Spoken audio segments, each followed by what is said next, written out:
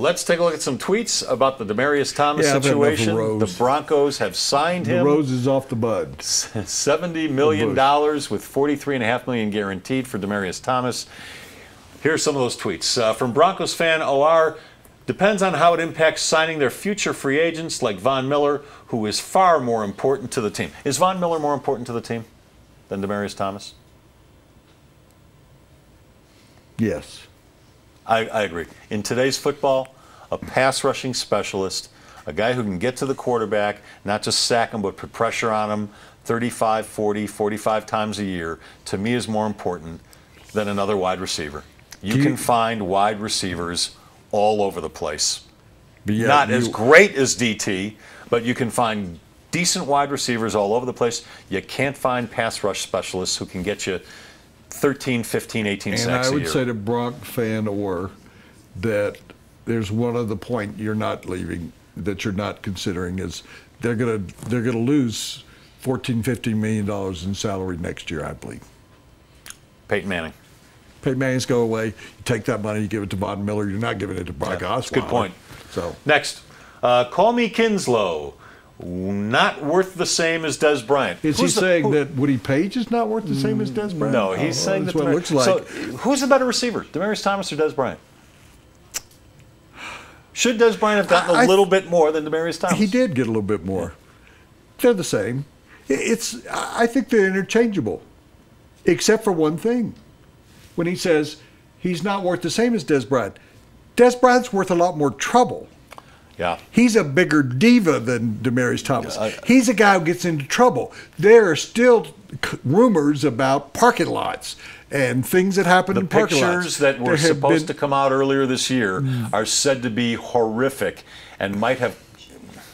That's one of the reasons the Cowboys took their time signing this deal with Des Bryant. They were a little reluctant because they're worried about his character. They know too much about this guy. Demaryius Thomas doesn't have character issues. Nope. So is he worth the same? He's worth more. Yeah. Because he's not a ticking time bomb. Yeah. Next. Call me Kinslow. Next. Tweet. Oh, okay. Never mind. How about this tweet? I think that the Broncos should not have to worry about the salary cap. It's going to continue to grow. And I think that you're going to find that when St. Louis moves to Los Angeles and San Diego moves to Los Angeles, they're going to have to pay fees. And that I think the NFL is going to add a team in London and a team in St. Louis. And so as a result of that, the teams are going to get more money. They're getting more money every year. They are now going to, I think the next thing they're going to do, the NFL Network isn't working in terms of broadcasting games. That's why they put some on CBS this year, or dual broadcast. They're going to go to more cable. I think they're going to do a pay-per-view. You know, they're doing that thing this year, the streaming. They're looking for more avenue streams, but I also don't worry when they say, oh, there's so much money. The one thing I was trying to bring up with you earlier, this franchise was two sides. This franchise was purchased by Pat Bowlen for $64 million. I was right there on the scene. It is now worth $1.2, $1.3 billion. Nice investment. But on the other side of the issue is Pat Bowlen's no longer in charge, and I don't think they're operating under the same laissez-faire, pay everybody everything. Pat Bowlen did it. Pat Bowlen didn't care about making money. I know people don't believe that. He didn't care.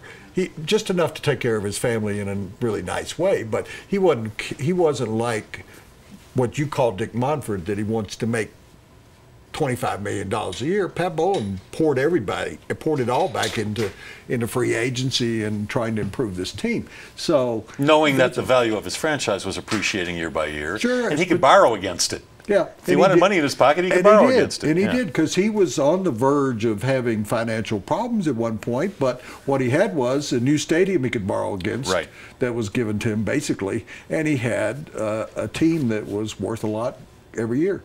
Here's to at Troy Rink, at the Sports Show, at Woody Paige. Overpay City, welcome to 5 years of mediocrity with this and the Talib contract. Boy, there's a guy that's... really? 5 years of mediocrity? Why? The salary cap's going up. They're going to have plenty of money. And as Woody said, Peyton Manning's going to go away either next year or the year after. That's another $15 million they'll have to play with. I don't understand that thinking. And the Aqib Talib contract doesn't go that long either. I mean, I was going to say he's not a long-term guy. Yeah. Chris Harris is a long-term guy, and he signed for a hometown discount. Yeah. He actually returned the favor for the Broncos taking him as a free agent and letting him play and keeping him around.